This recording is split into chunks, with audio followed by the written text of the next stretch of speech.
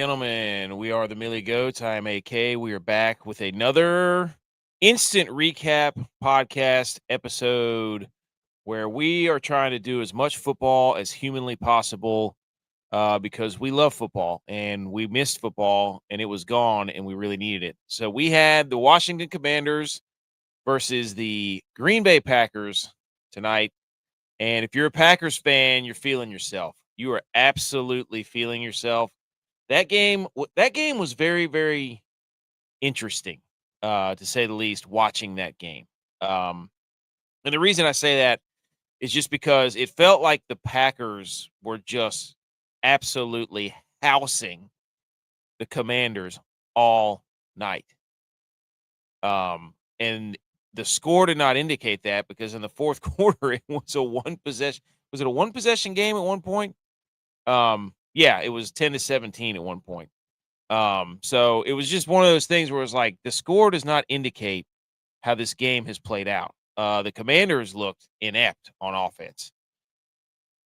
We had the before the game, right? That's how we look. We got the notepad, right?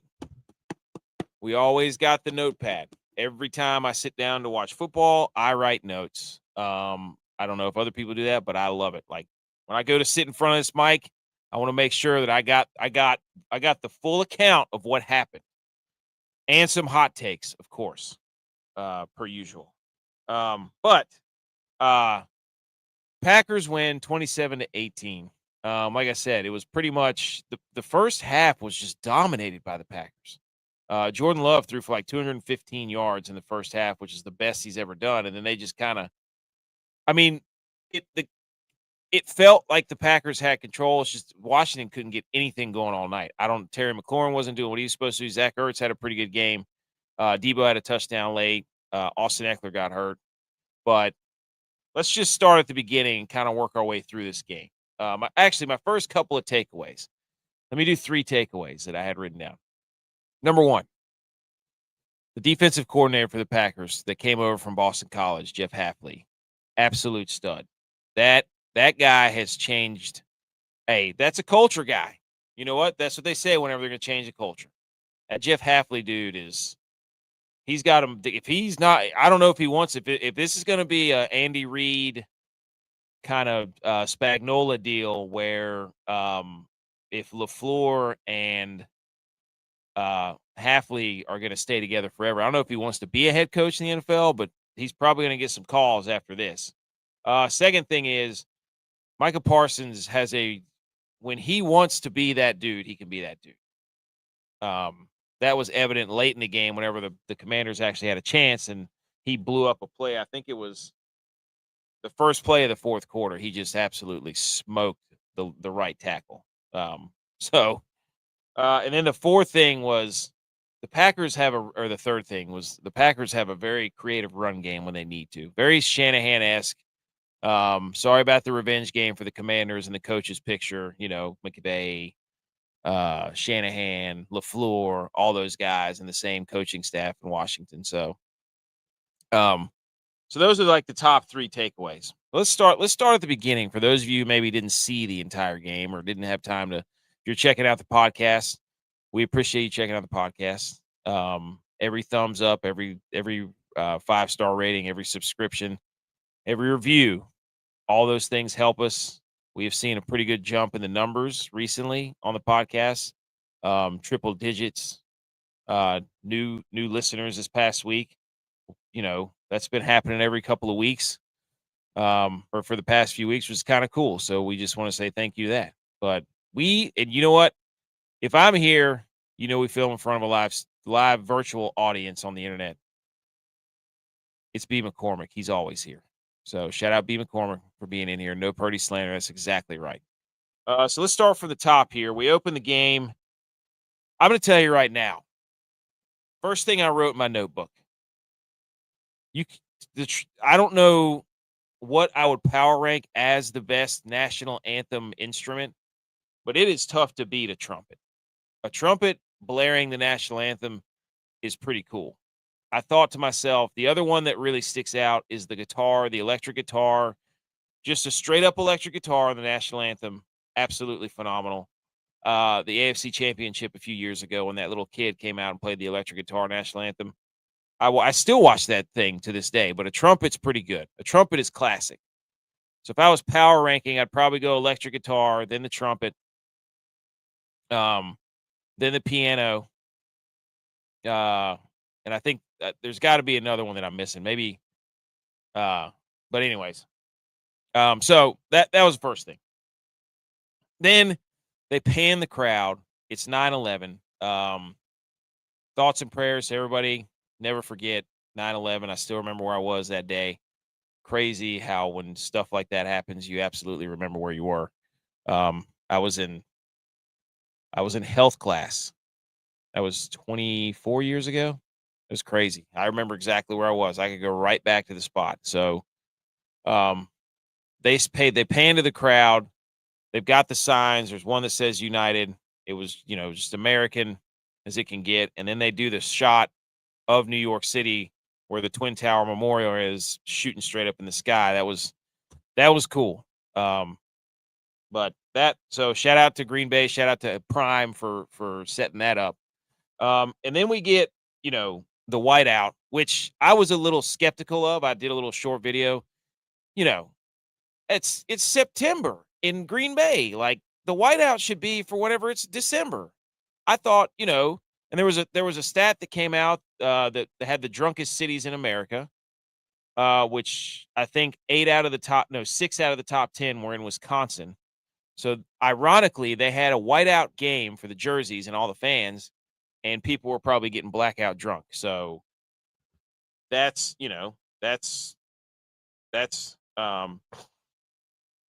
not good, but funny optics. So I'm getting updates from Next Gen Stats here that are pretty crazy. They said Washington Commanders had 2 explosive plays on 65 total plays for a 3.1% explosive play rate. So stuff's piling in on how abysmal the Washington offense was.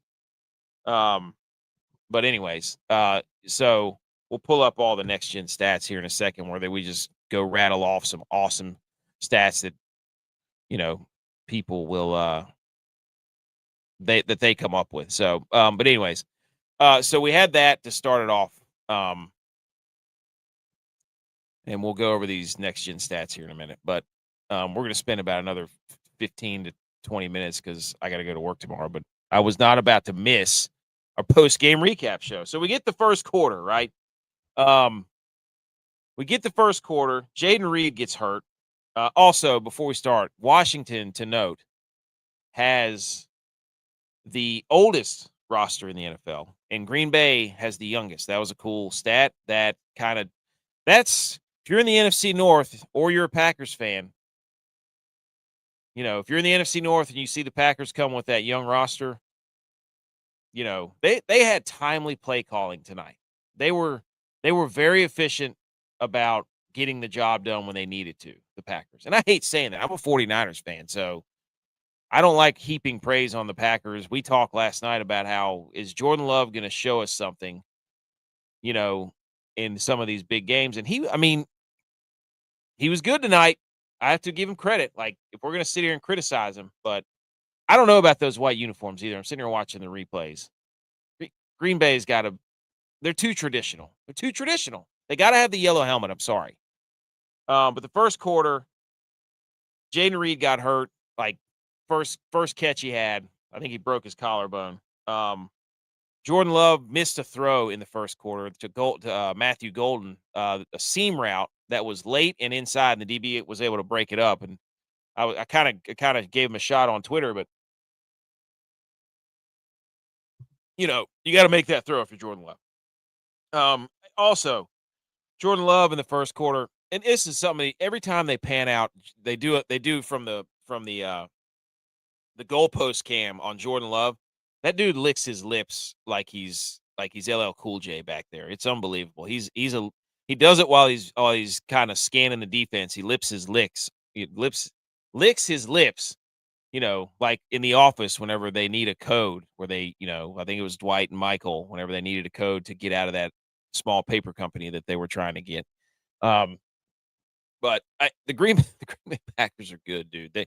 Their defense is, again, if the offense does not turn the ball over, I'm a little worried that they could not put the nail in the coffin earlier. They kind of let Washington hang around. But also in the first quarter, Jordan Love had that run to the right side going into the red zone where he had to put his shoulder down, and people are, calling that that's what Mahomes did. That's no, Jordan Love never made it look like he was going to run out of bounds, and he doesn't really ever tiptoe out of bounds. Like Patrick Mahomes knows exactly what he's doing.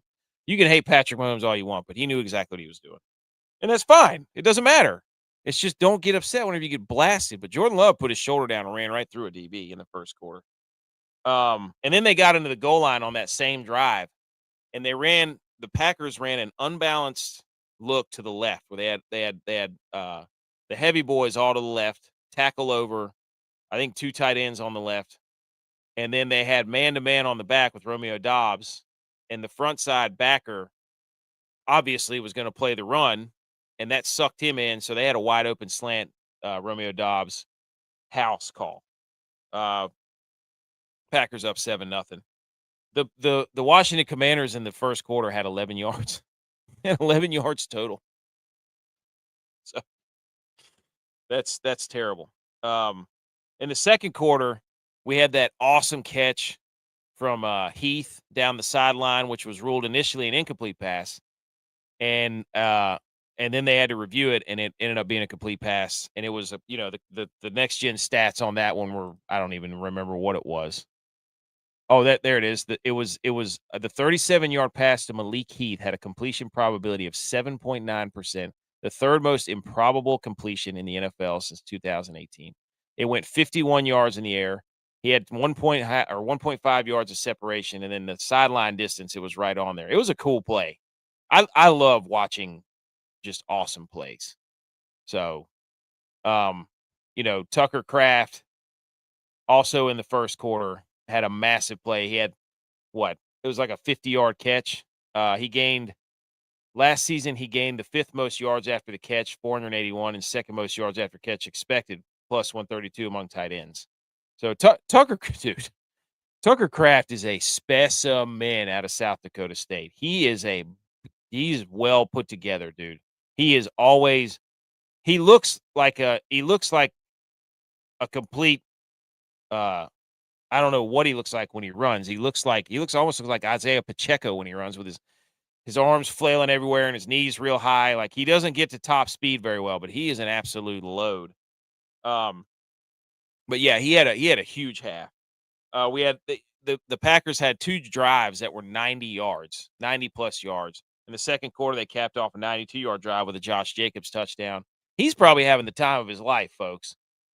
That guy, to come over from the Raiders and then get put on this team with the youngest roster in the NFL and probably the best defense now.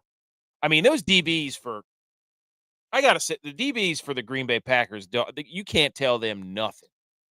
Those guys are playing as aggressive as they possibly can because you have 0 seconds with Rashawn Gary, the 2 linebackers, Quay Johnson, is it Quay? I don't know, something Quay. And what's the other guy from Texas A&M? I can't remember what his name is, but good gosh, it's going to drive me up this. Now I'm going to have to look it up.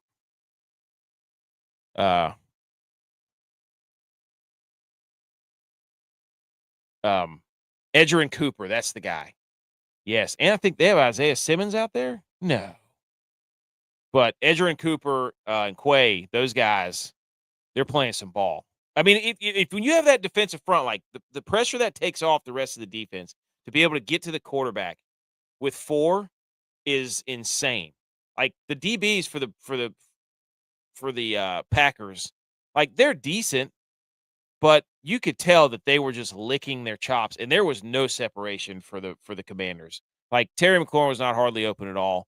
Noah Brown either. Deebo Samuel couldn't get separation. Like, Zach Ertz was the only guy that posed a threat, and he's 38. He's 30-something years old.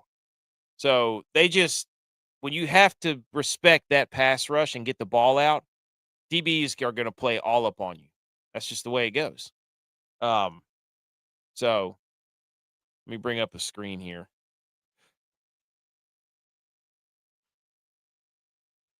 What a game. I mean, it's just so great to have football back, guys. Like, it's just 27-18 Packers over the Commanders. Love, like I said earlier, he had 214 yards in the first half. That was a career high. So, finished with 292. So really, that's what it was so weird, man.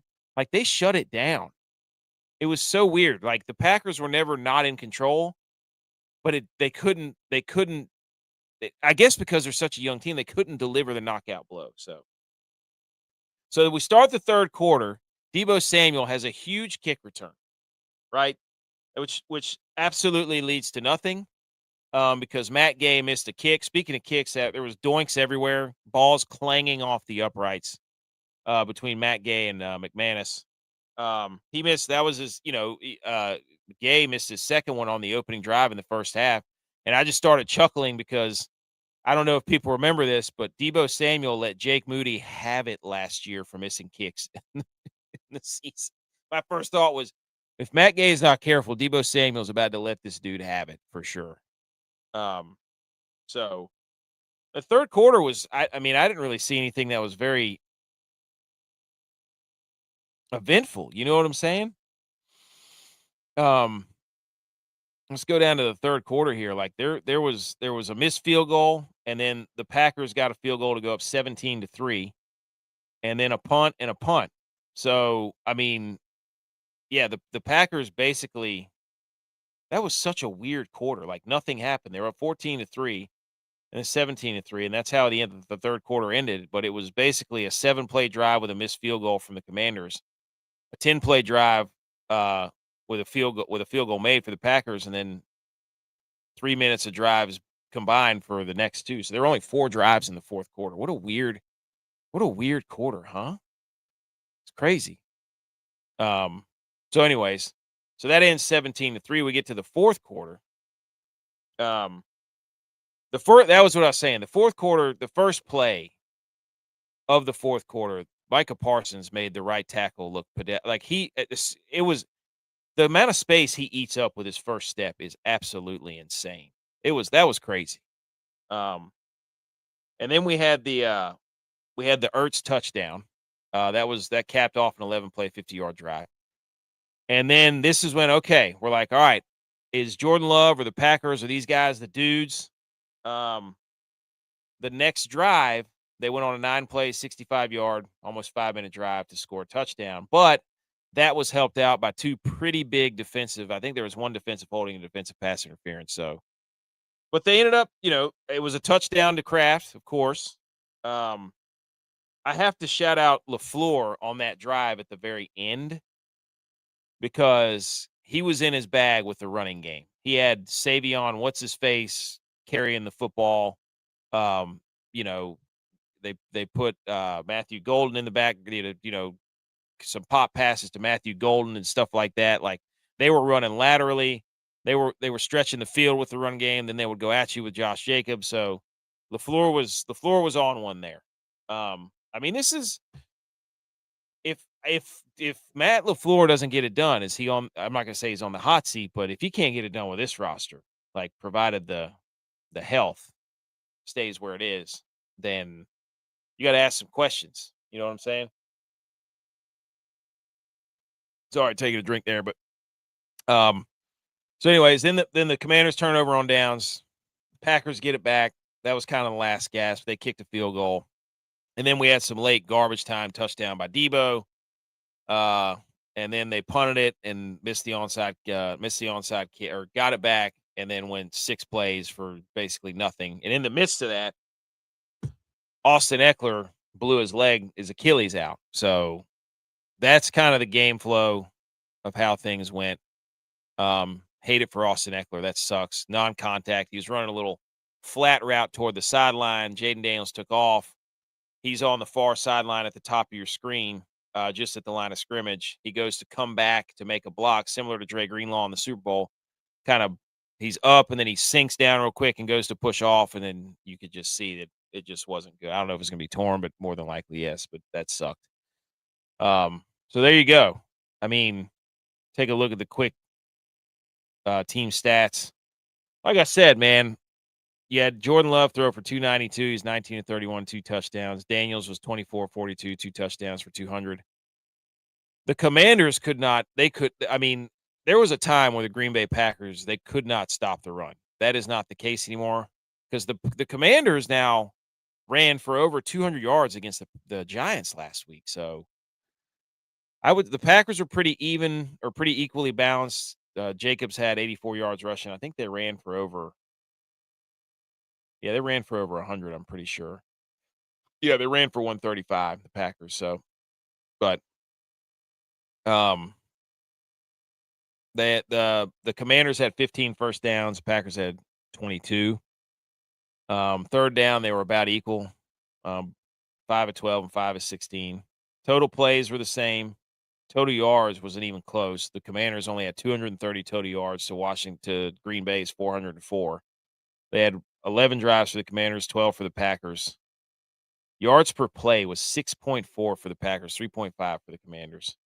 Passing 179 for that's weird because it said Jayden Daniels for 200, and then 269 for the Packers. That can't be right. So, and then rushing, the Commanders ran for 51 yards, and the Packers ran for 135. Like that was what I was like, if the Commanders can't run if there's no balance to the Commanders' offense and they have to go out there and try to sling it all over the yard, they're going to be in trouble. I thought they would have the thing about it is they could have, like, they were only down a possession basically the entire time.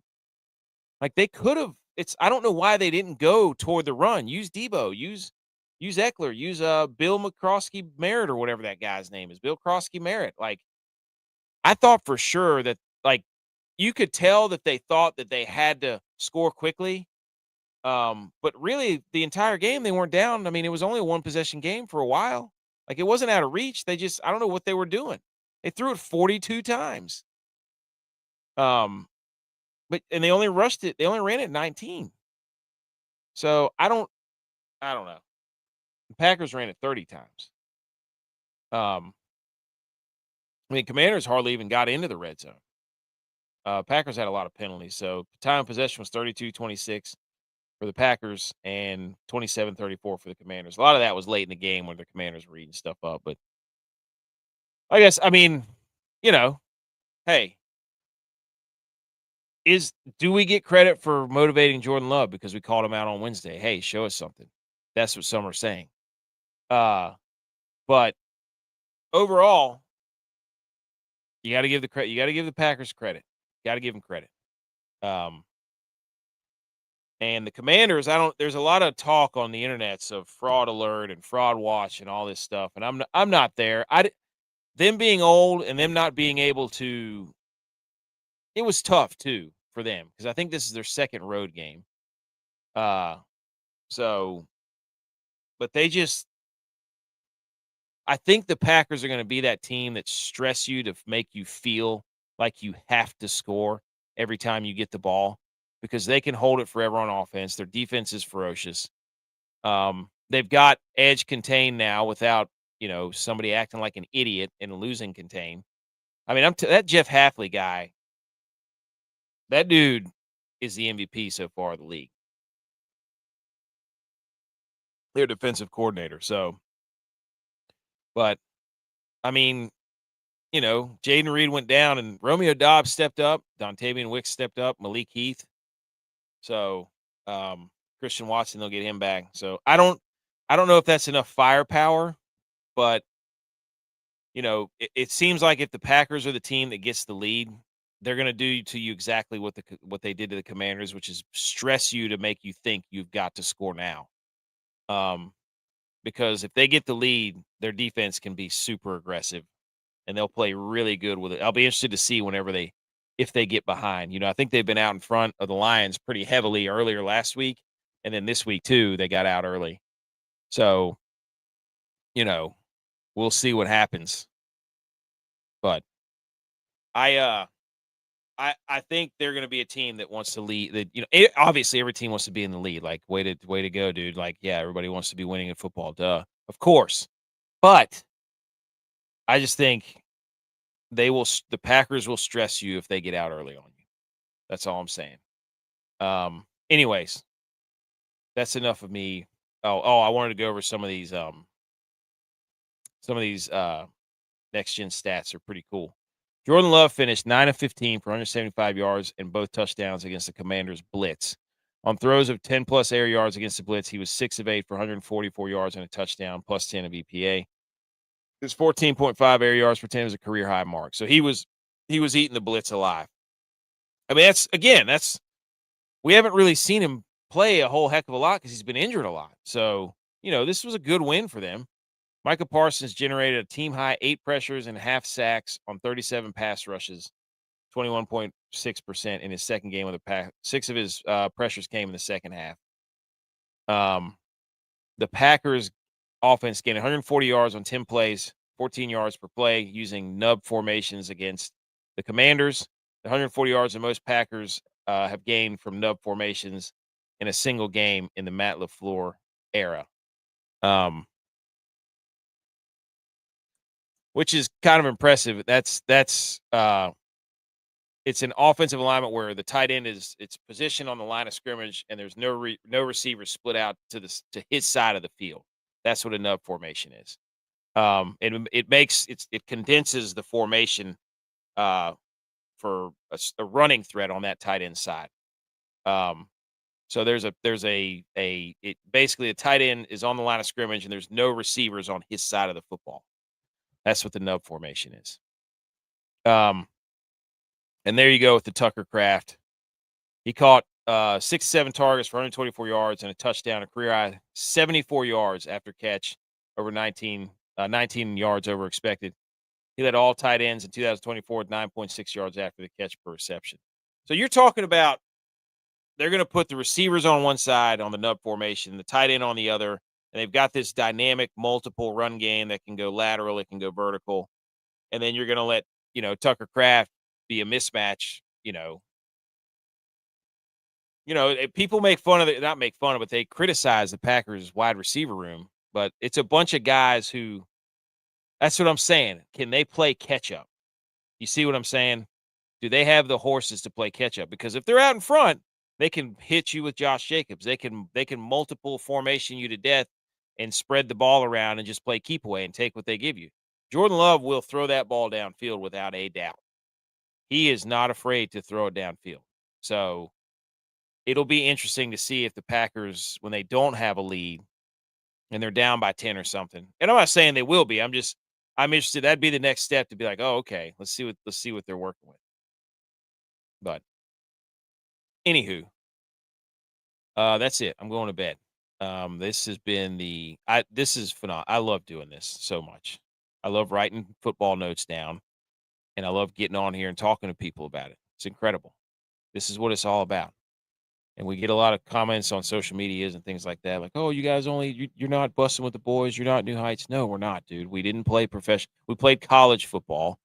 We didn't play professional football. We didn't have things handed to us by being able to walk in and be like, hey, we're professional football players. So we get on here and we grind and write down notes and we just try to laugh. We just try to have a good time. Go follow us on that's what I'm saying, B. McCormick. You know what I'm saying? We don't have all the money and the bells and the whistles to just, oh, I'm done playing football. What am I going to do next? Like, oh, I'm Travis Kelce and Jason. And I'm not, but yeah, dude, we're not them.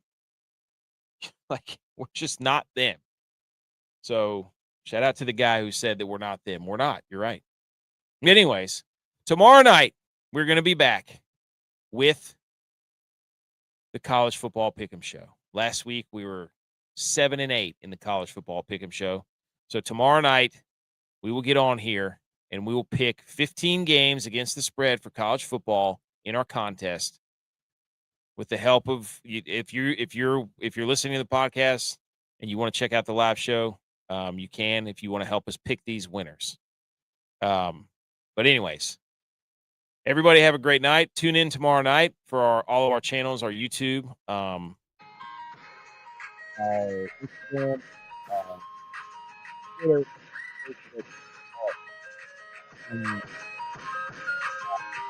and then Saturday night it'll be me and Jay Bones again. We'll do an NFL pick'em. So we got 2 pick'em shows coming up, and then we'll do the whole gangs getting together on Sunday night to talk football. Anyways, Thank you for tuning in. Thanks for listening to the show. Hey, let's enjoy football. Enjoy your Friday. See you later, everybody.